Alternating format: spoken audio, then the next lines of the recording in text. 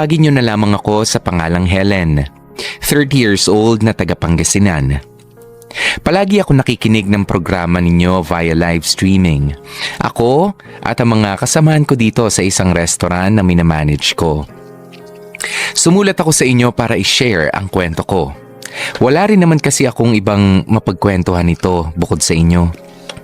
Gusto ko lang sana maglabas ng mga saloobin ko. Nasa isang sitwasyon kasi ako na hindi naman kakaiba, pero pagka nalaman ninyo ay samut-sari na naman ang magiging mga reaksyon. Gaya ng sinabi ko, manager ako sa isang restaurant na masasabi kong sosyal na dito sa lugar namin. Meron kaming mga function area para sa mga events gaya ng mga kasalan, birthday o debut. Kaya bilang manager ay marami akong nakakasalamuhang iba't ibang tao mula sa iba't ibang klase ng pamumuhay. Bawat event na hawakan ko ay meron at merong nangyayaring mga kakaibang eksena na hindi ninyo nakikita araw-araw. Gaya na lamang ng isang birthday party na inorganize ko ilang taon na ang nakalilipas. Maki, maayos na ba yung bulaklak sa entrance? Siguraduhin mong pantay yung arrangement, ha? Yes po, madam. Okay na. Oy, Buboy, hindi ba nahuli yung kitchen staff mo? On track ba yung mga nasa menu? Opo, ma'am. No problem doon. Malapit na mag-start yung event, ha? Nagdadatingan na yung mga ibang bisita. Kapag may problema, kahit gaano kaliit o kalakihan, ha? Make sure ipapaalam nyo sa akin. Yes, ma'am. Yes, ma'am. Okay, good. Let's get back to work, okay? Galingan nyo. Yes, ma'am. Yes, ma'am. Ano bang dapat kong i-check? Baka mamaya may nakalimutan ako. Excuse me, miss? Yes, yes ma'am. Hinahanap ko kasi si Helen. Yes, ako po yun. What can I do po? Ikaw ba si Helen? Hi, I'm Marisa, anak nung may birthday. Yung kapatid ko yung nakakausap mo in person, pero ako yung paminsan-minsan tumatawag sa opisina. Kayo po pala yun. Hello po. Hi. Gusto ko lang sabihin ang ganda ng buong venue. Gusto ko yung mga bulaklak at yung setup ng mga table, pati yung ilaw maganda. For sure, mag-i-enjoy yung family ko nito. Thank you po. I'm glad na gustuhan ninyo. Asahan niyo po na I will do everything para maging maayos yung 70th birthday ng father niyo. In case po na meron kayong concern, don't hesitate na sabihin sa akin kaagad. Okay, sige. Thank you so much ulit, ha? Welcome po, ma'am. And thank you for trusting our restaurant. Enjoy the party! Miss Helen, mag-break ka muna kaya. Ako na lang munang bahala dito. Kanina ka papalakad-lakad. Alam mo, mukha namang okay yung flow ng event eh. Kumain ka na muna ng dinner. Oo nga eh. Ang sakit na ng paa ko. Pakataas-taas naman kasi ng heels mo. Ako nga, hindi ko kaya yan. Kaya sige na, mag-break ka muna doon. Pupunta na lang ako sa'yo agad kapag may problema. Okay, thank you, Maki, ah. Babalik din ako kaagad.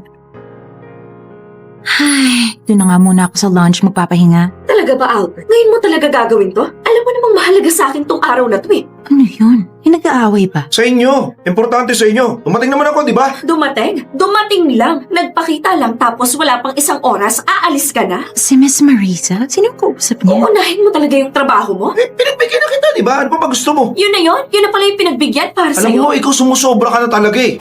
Excuse me? Miss Helen. Hi, Miss Marisa. Is everything okay? I'm so sorry to interrupt, ha? Kaya lang kasi rinig sa buong hallway yung conversation ninyo. Labas-masok kasi yung mga bisita, baka marinig po kayo eh. Actually, we have a conference room. I can open up for you para makapag-usap po kayo ng maayos. Hindi na. Thank you very much, Miss Helen. Pero mukhang tapos na yung usapang to. Total, aalis na naman tong kausap ko eh. Bahala ka sa buhay mo. Excuse me. Marisa! Marisa! Sir, are you okay? Okay lang ako. Pasensya ka na, miss ha. Helen po. Ako po yung manager nitong restaurant. Helen, thank you. Albert nga pala. Good evening po, Sir Albert. Sorry sa mga narinig mo. Nako, okay lang po yun. Sorry din po for interrupting, sir, ha? Gusto niyo po ba ng tubig? No, thank you. Alis na rin naman ako eh. Okay po. Sige, sir. Ingat kayo sa biyahe, ha? Excuse me. May flower shop ba malapit dito? Po? Flower shop. Ano ba magandang ibigay kay Marisa? Ano bang dapat binibigay sa isang babaeng dragon? Well, meron pong flower shop sa dulo ng kanto, pero baka pasaran na po sila ng gantong oras. Okay, sige. Salamat. Pero Sir Albert, Yeah. bukod po sa bulaklak, ang pinaka-best po na pwede niyong mabigay ay oras. Unsolicited advice lang po, ha. I hope you don't mind, pero wala pong tatalo sa oras eh. Sige po, sir. Excuse me. At doon ko na nga nakilala mag-asawang Albert at Marisa. Noong mga panahong yun ay 24 years old pa lamang ako at ang mag-asawa ay mas matanda sa akin ng higit 10 taon. Bagay na bagay sina Albert at Marisa.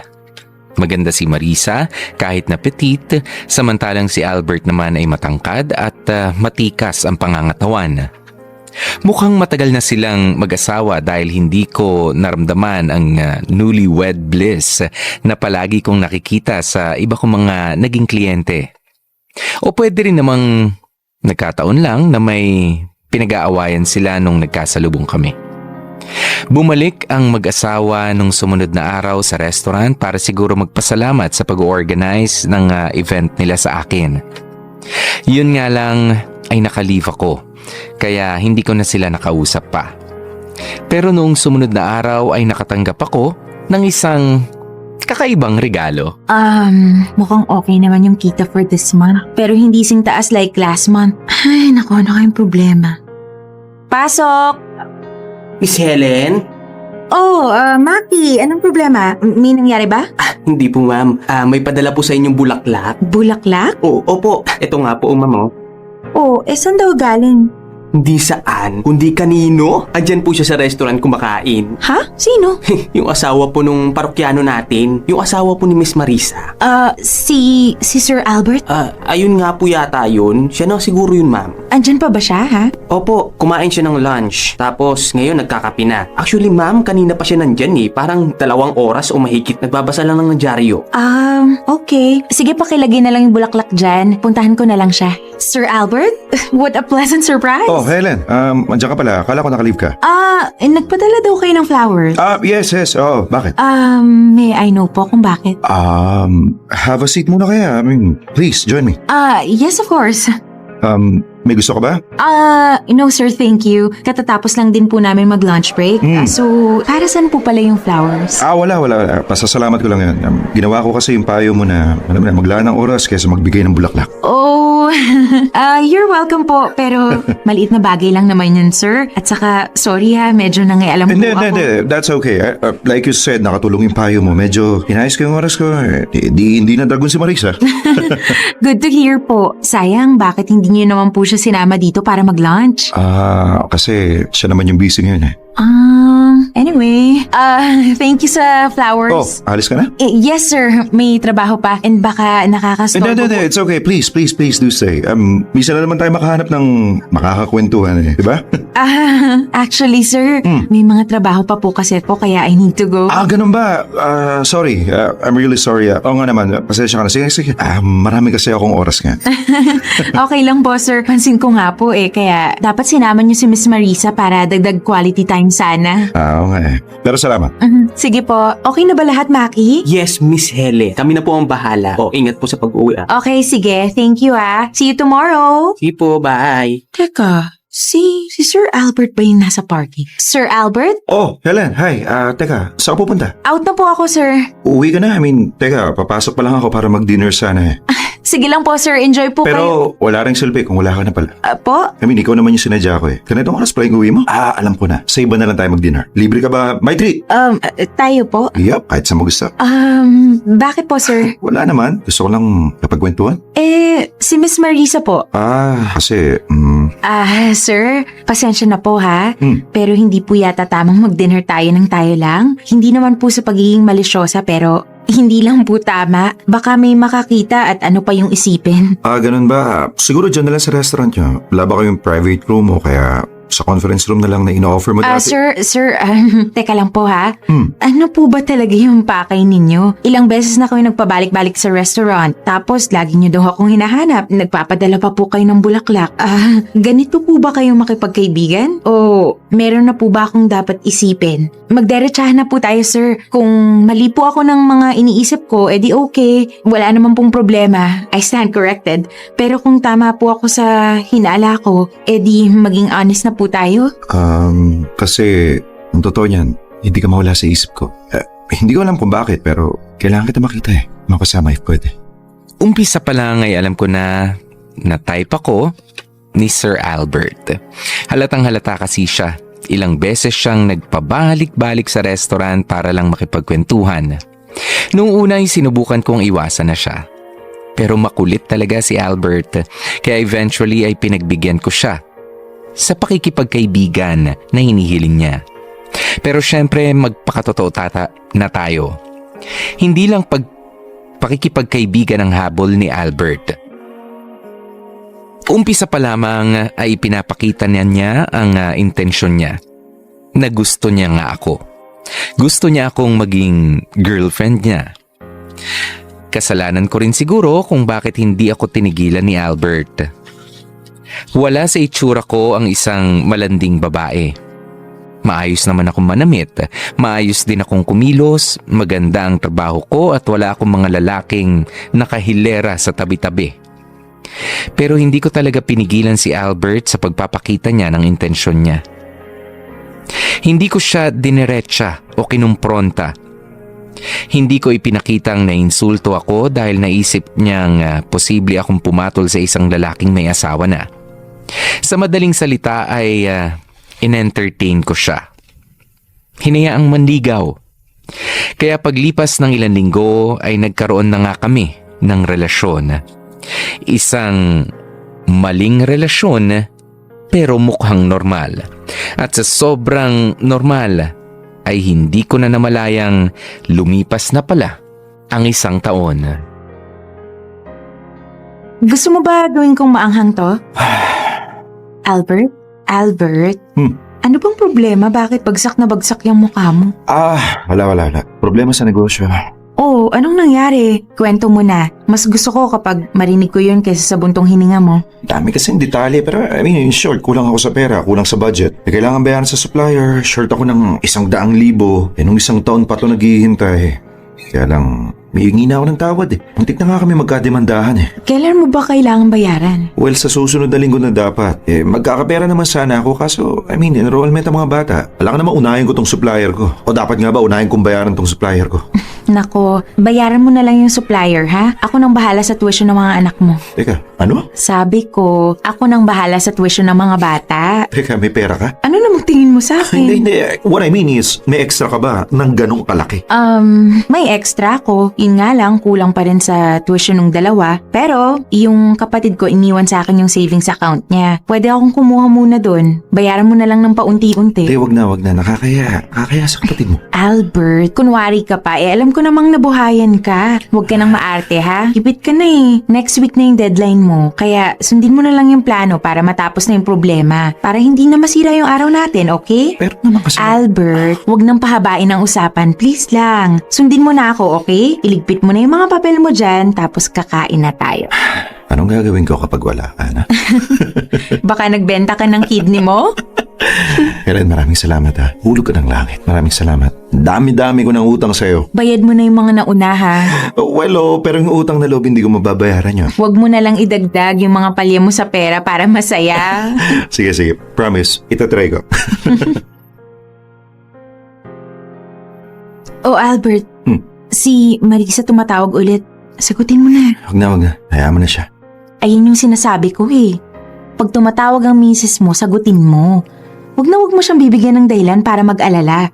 Unang iisipin niyan, baka napano ka. Pero sunod agad yung iisipin niyan, baka may kasama kang iba. Baka nakakalimutan mo. Matik madaling mag-isip ng kung ano-ano ang mga babae. Kaya sige na, sagutin mo na yan. Sige na, Hana. Hello? Oo, pauwi na ako. Minto lang ako sa gasoline station para mag-CR. Oo na. Sige. Oo nga. Sige na, bye. O yan, kinausap ko na. Alam mo, pinapahamak mo yung sarili mo. Bakit naman? Kausapin mo ng maayos. Nang normal, yung relax. Hindi yung nagmamadali ka. Mukha kang may tinatago halata kang may tinatago. Tsaka, mag-I love you ka next time ha. Diyan ka madadali. Yes, ma'am. Expert na expert. Buti nga expert ako. Ikaw dapat yung ganito. Oh, wala ka na bang nakalimutan? Mukhang wala na naman. Siguraduhin mong lahat ng gamit mo nasa bag mo na ha. Yep. Baka mamaya may maiwan at paniguradong hahanapin ni Marisa yun. Teka, paamoy nga ng polo mo. Okay, clear. Mag-ingat ka pag uwi mo. Oh, bakit? Anong problema? Bakit nakatingin ka lang ng ganyan? Wala naman. Pinaisip lang ako. Ano? Gusto mo ba magsama na tayo? Ha? Ano ka mo? Magsama na tayo. Iiwanan ko na si Marisa. Ano? Iyan ang wag na wag mong gagawin, Albert. Kahit kailan wag mong iisiping balang araw, yan yung plano nating gawin, okay? Bakit naman? Dahil ayoko. Ayaw mo? At hindi ako nagpapakamartir, Albert. Ayoko talaga. O dahil ba na-trauma ka sa asawa mo dati? Hindi rin. Oh, Anong trauma yung sinasabi mo, ha? Albert, simple lang. Ayoko ng sakit ng ulo. Masaya na ako sa ganito. Tahimik naman tayo. Nagagawa naman natin yung mga gusto natin. At higit sa lahat, nakukuha natin yung mga kailangan natin. so okay ka na sa ganito? Isa pa, magiging marriage wrecker na lang siguro ako kung pabaya ka at malalaman ni Marisa ang tungkol sa atin. Pero ayokong maging homewrecker. Maayos naman kayo ng pamilya mo, di ba? Lalo na ng mga anak mo. Kaya wag mo nang guluhin utang na loob. Pinibigyan mo lang ako ng sakit ng ulo kapag ginawa mo yung isang bagay na hindi ko naman hinihingi at hindi ko gugustuhin hingiin. Noong mga panahon na yon ay ako ang klase ng babae na ayaw ng seryosong relasyon. Yung bang ayaw pa sa commitment. Kaya naman pumayag akong makipagrelasyon kay Albert. Siya ang perfect candidate para sa akin. Nakukuha ko ang mga perks ng isang relasyon. Pero wala ang baggage na kasama nito. After ng saya ay babalik siya sa pamilya niya. At ako naman sa sarili ko ring buhay. Sa isip ni Albert, kinuha niya ako bilang kirida niya. Pero ang totoo ay siya ang kinuha ko para sa pangsarili kong pangangailangan.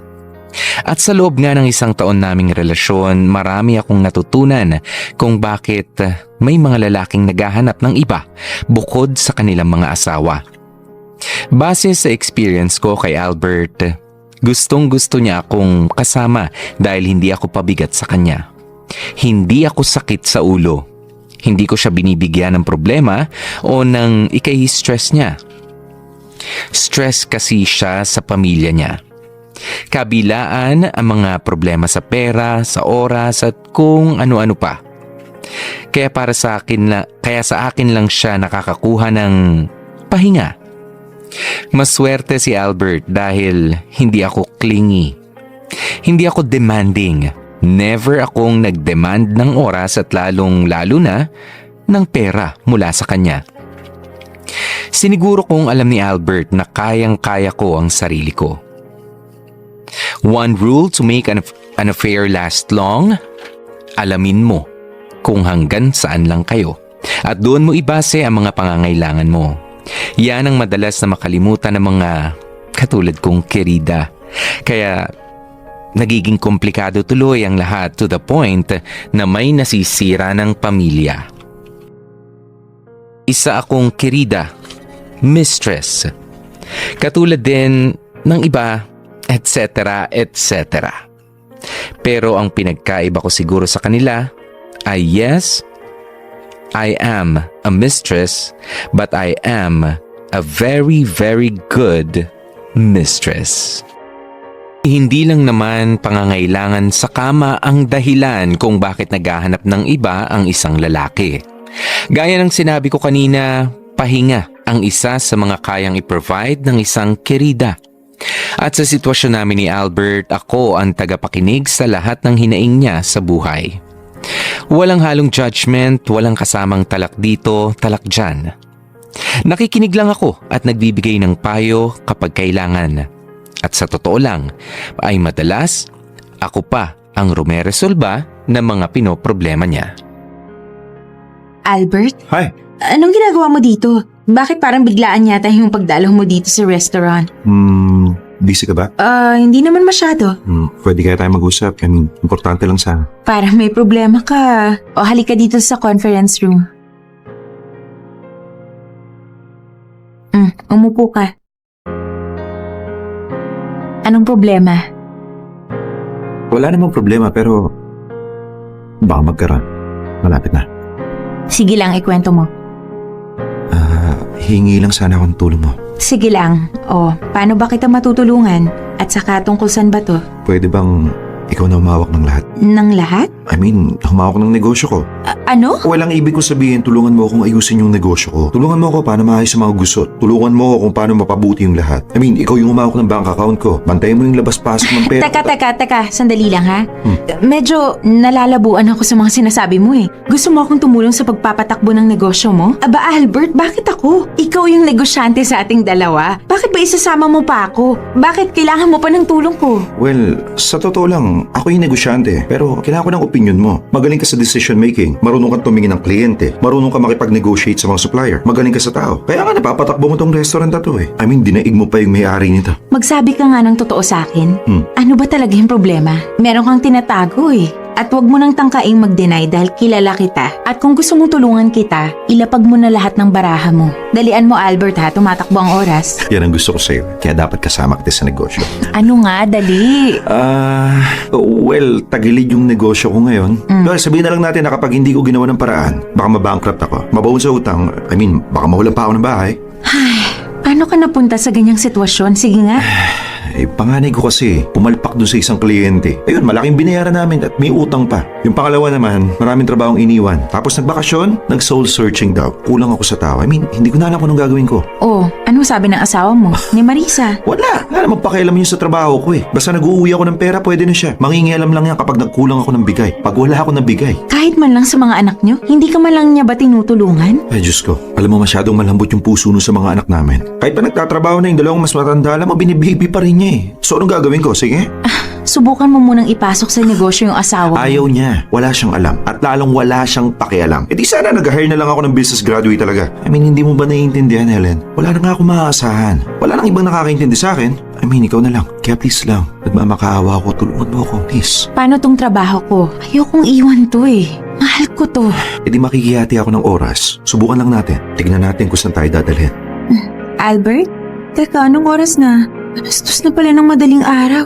Bakit nandito ka pa sa bahay ko? Dapat kanina ka pa nakauwi ah. Ayoko munang umuwi. Problema nang naabutan ko dun eh. Bakit? Anong nangyari? Nalaman na ni Helen yung pinaggagawa ng mga anak niya. Pinagalitan ba niya? Nagalitan niya. Ako. Kalahin mo yun? Yung mga anak niya yung pumalpak, ako pa yung sinisigaw-sigawan? Eh so bakit daw binigyan ko ng mahirap na trabaho? Eh baka daw masyado ko na na-pressure, dapat daw tinuruan ko na maayos. Tapos kung ano-anong walang kakwenta-kwenta mga sermon, nakala mo alam niya lahat na dapat ginagawa ko. Galing di ba? Namumroblema na nga ako, dinadagdagan pa niya. Kakabuisit. Shhh! Ano ba? Relax ka lang. Ay, kahit ganun, kailangan mo pa rin umuwi. At sinong gaganang umuwi sa bahay na yun? Sa pamilyang puro problema yung dala. Sige. Kahit naman nandito ka kasi, hindi naman mawawala yung problema mo eh. Ganun din Oo yun. nga, pero at least dito makakapagpahinga ako. At least dito tahimik. At malaking tulong na rin yun. Kasi konting-konti na lang. Baka mabalik na ako.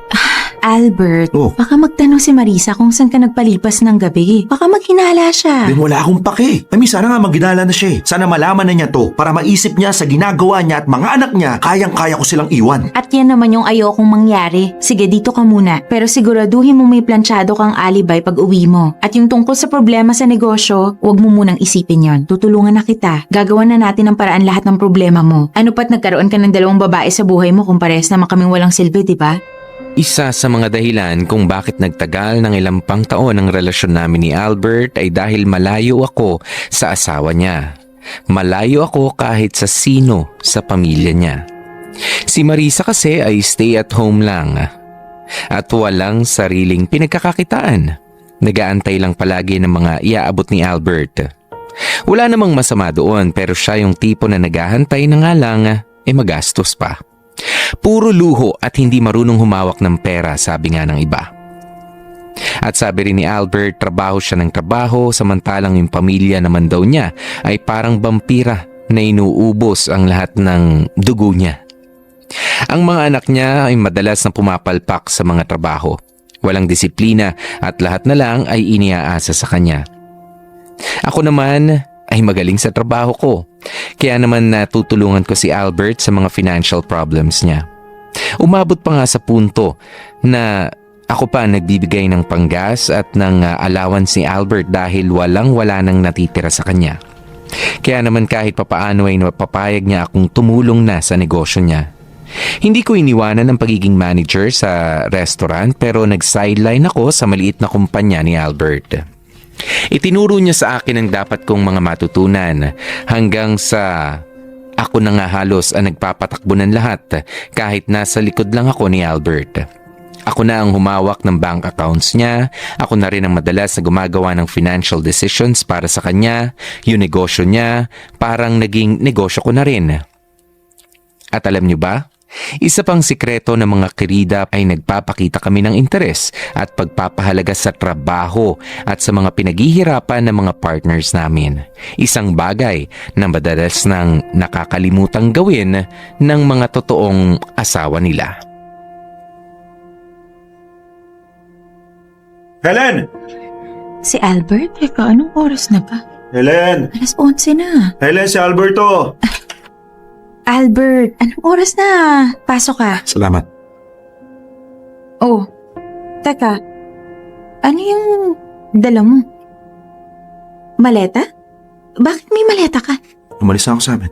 Ano? Helen, ayoko na. Ayoko na, hindi ko na kaya. Punong-puno na ako. Punong-puno na ako kay Marisa. Walang araw na hindi niya ako tinatalakan eh. Ultimo maliliit na problema sa akin pa sinisisi. Pati yung mga nasirang tubo sa kusina. Ako pa may kasalanan. Eh sino ba gumagamit ang buwising kusina na yon? Eh hindi niya nga ako magawang pakainin na matinong pagkain eh. Albert, kumalma ka na Punong-puno lang. na ako sa mga inutil kong mga anak. Kahit yung dalawang bunso, walang ibang ginawa kundi humingi ng pera, humingi ng ganito, magpabili ng ganyan. Alam mo, hindi ko pa nga natatanggal yung sapatos ko pag uwi ko, puro na mga talak ng kung ano-ano. At akala mo naman ang dami-dami namin pera. Eh ginagapang ko na nga yung tuition nila, ginagapang nating dalawa. Albert, sabi ko, huminahon ka. Walang mangyayari kung magsisisigaw ka dyan. Umupo ka nga. Huminga ka ng maayos. Mag-relax ka lang muna. Please lang. Kukuha na lang kita ng tubig. Pumunta ka muna sa kwarto at humiga ka doon. Mag-usap tayo kapag kalmado ka na. Okay ka na ba? Oo, salamat ha. Pasensya ka na, nakatulog ako. Mga oras na ba? Alas 2 na ng madaling araw. Mabuti pala, pinahiga muna kita. Tignan mo, nakatulog ka kaagad. Sobrang pagod mo siguro, no? Kaya, at least, nakapagpahinga ka. Siguro naman ngayon, mahinahon ka na. Kung di mo siguro ako pinatulog, baka natake na ako sa puso. Sobrang sikip ng dibdib ko kanina eh. Tsaka parang ang kapal ng bato. Stress yan. Oo nga eh. Handa ka na bang pag-usapan ng lahat? Oo. Albert, hindi ka pwede rito. Hindi mo pwedeng iwan yung pamilya mo. Helen, narinig mo ba yung mga sinabi ko kanina? Oo naman. Ang lakas-lakas nga ng boses mo eh. Bakit ayaw mo ako ngayon sa gusto kong gawin? Hindi ko aabandonahin yung mga bata. Aalis lang ako sa bahay. Hihiwalayan ko lang si Marisa. Well, kaming dalawa lang yung maghihiwalay. Hindi na ako masaya, Helen. Hindi na. Marami ka lang problema. Pero hindi ibig sabihin nun, hindi ka na masaya. Marami lang kayong naging away, pero hindi ibig sabihin nun, hiwalayan yung solusyon. Teka, alam mo hindi kita maintindihan. May relasyon tayo. 5 taon na tayo. Pero bakit ni minsan hindi mo hiniling sa akin piliin kita? Naiwan ko sila para sa'yo. Kasi hindi yun yung kailangan ko. Bakit ko hihilingin ang isang bagay na hindi ko gusto? So paano naman ako? Paano naman yung gusto ko? Eh ano bang gusto mo? Hiwalayin si Marisa? Eh kung yun yung gusto mo, eh di gawin mo. Pero siguraduhin mong hindi ako yung gagawin mong dahilan. Iwan mo yung asawa mo dahil hindi ka na masaya, pero hindi dahil may nagpapasaya sa yung iba. Huwag mong ipatong sa akin yung sisi, Albert. Teka, masaya ka na sa ganito? Mukha bang hindi? Aba Helen, kung makapagsalita ka parang hindi mo ako mahal ah. I mean, ayaw mo ba ako masolo? Ayaw mo ba akong angkingin ng buo? I mean, hindi ka ba nagsiselos kay Marisa sa pamilya ko? Albert, alam mo, tunog bata ka pa sa part na yun. Sagutin mo yung tanong ko. Siyempre, mahal kita. Magtatagal ba tayo ng 5 taon kung hindi kita mahal? Ang akin lang, hindi ko gagawin yung ine-expect mong ginagawa ng isang number 2 ng kirida, ng mistress. Alam ko yung pinasok ko. Alam ko kung ano yung dapat o hindi sa ganitong klaseng relasyon. Aba, napakaswerte mo nga dahil hindi naman kita nilalayo sa pamilya mo. Tapos ikaw naman yung nagre-reklam. Yun na nga yung pinagtataka ko sa'yo eh. Yung iba dyan halos maglupasay, piliin lang sila. Pero ikaw, I mean, parang ang taas ng pride mo Anong eh. sabi mo? Yung iba dyan. Kinumpara mo talaga ako sa iba Ang dyan. ibig ko lang sabihin... Aba, ang kapal naman ng mukha mo. Gusto mo talagang maglupasay rin ako? Gusto mo bumaba ako sa ganong level? Para ano? Para masabi mo sa sarili mo kung gaano ka kamahal ng babae, kung gaano ka kagwapo. Hindi ganun, Helen. Ano ngayon kung mataas yung pride ko? Baka nakakalimutan mo, Albert. Hindi ikaw yung nagpapatakbo ng relasyong to. Hindi mo ako pinili. Ikaw yung pinili ko. I'm sorry. At baka nakakalimutan mo rin na kaya nag-work yung relasyon natin nang walang kadrama-drama dahil alam natin yung limit natin. Nasa iisang direksyon yung tingin natin. Ngayon kung medyo gegewang-gewang ka na dyan sa nilalakaran natin, dun tayo magkakaproblema at alam mong ayoko ng problema. Eh paano kung ganun na nga? Paano kung nagbago na yung gusto ko? Gusto ko ang buhay na ikaw yung kasama ko. Albert, nasasabi mo lang yan dahil hindi mo pa nakikita yung sakit na gagawin ng pamilya mo. Sige, wag na si Marisa. Sa mga bata na lang. Lalo na yung 2 nag-aaral pa. Kaya ba ng konsensya mo masira yung pamilyang inaasahan nila? Hindi kaya ng konsensya ko yun. Kung ikaw kaya mo, aba may problema sa'yo. Bumalik ka na sa asawa mo. Bumalik ka na sa mga anak mo. Babae lang ako, Albert. Oo, marami akong kayang ibigay sa'yo. Pero marami din silang katangian na hindi mo makikita sa akin. Okay na tayo, Albert. Okay naman yung lahat eh. Huwag mo nang sirain ang dahil lang sa akin.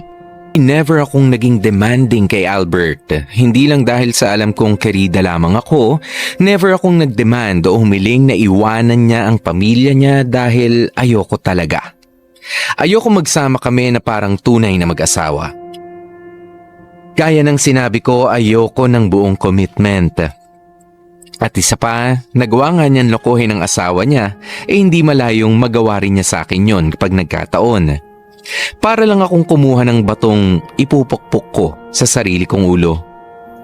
Mahal ko si Albert, oo. Totoo yun. Pero ginagamit ko pa rin naman ang utak ko. Alam kong hindi pa rin ako dapat magtiwala ng buong buo sa kanya. Kaya naman nanatili kami sa sitwasyon namin. Magkikita kami ng halos araw-araw, lalo na nga kapag weekends.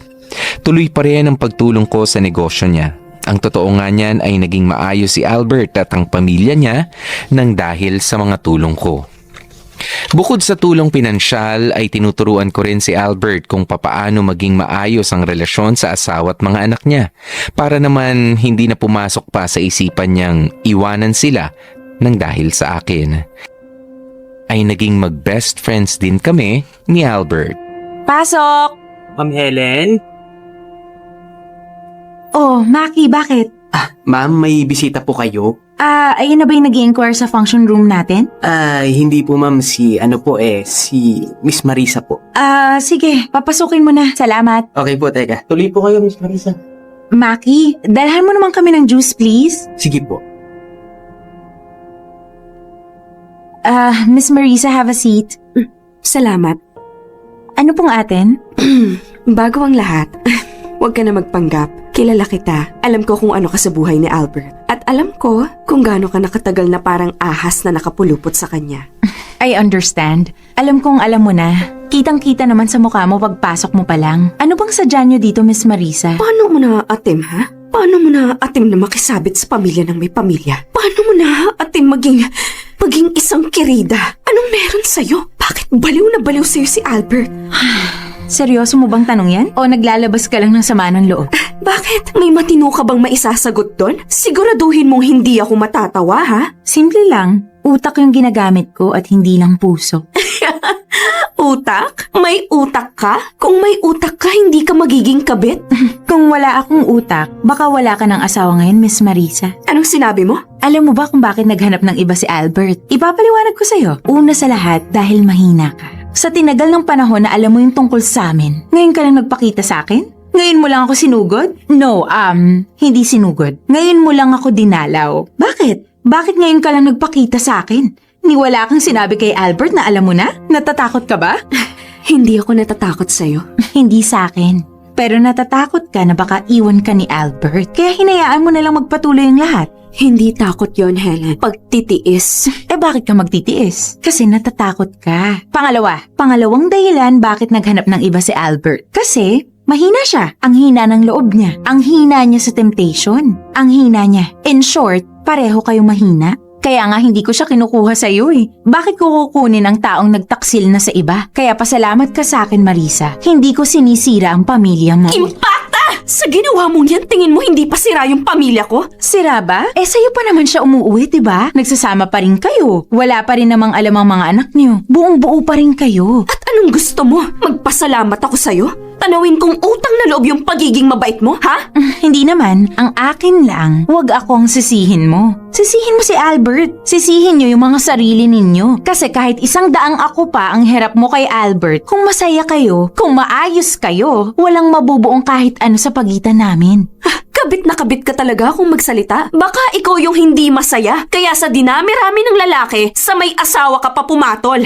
Oo nga eh. Feeling ko nga rin naging malungkot ako kaya ako pumatol kay Albert. Pero hindi pa naman ako ganong kamiserable para agawin siya ng tuluyan sa inyo. Ang kapal ng mukha mo! Alam ko yun. Pero alam mo naman siguro yung kapal ng mukha kong to ang bumubuhay sa inyo. Alam mo, doon nga ako hindi makapaniwala eh. Mga agaw ka na nga ng may asawa, mang-aagaw ka pa ng pera. Pera namin yan! Pera ng asawa mo. Ang pera niya ay pera ko rin. Yan ba yung tinatatak mo sa isip mo? Kaya pala halos mamulubi na kayo. Inaangkin mo na ang hindi mo naman pinaghirapan. Ugali mong hingin yung mga kikitain pa lang. Ibalik mo sa amin yan! Matagal na kayong nawala ng pera, Marisa.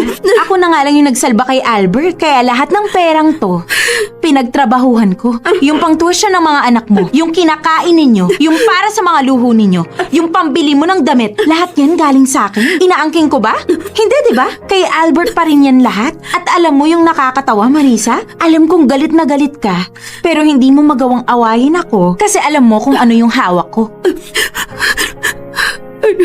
Anong ibig mo sabihin? Hindi ka naman nagpunta dito para awayin ako, di ba? Nagpunta ka dito para humingi ng pera. Nasa ospital si Albert, di ba? Kaya ganito na lang. Itigil muna natin tong usapan na to. Bibigyan muna kita ng tseke. Magkano ba? 50? 50,000? Ah, teka. Ayan, si Albert muna yung asikasuhin mo. Kapag magaling na siya, saka ka bumalik sa akin. Saka natin ituloy yung usapan na to.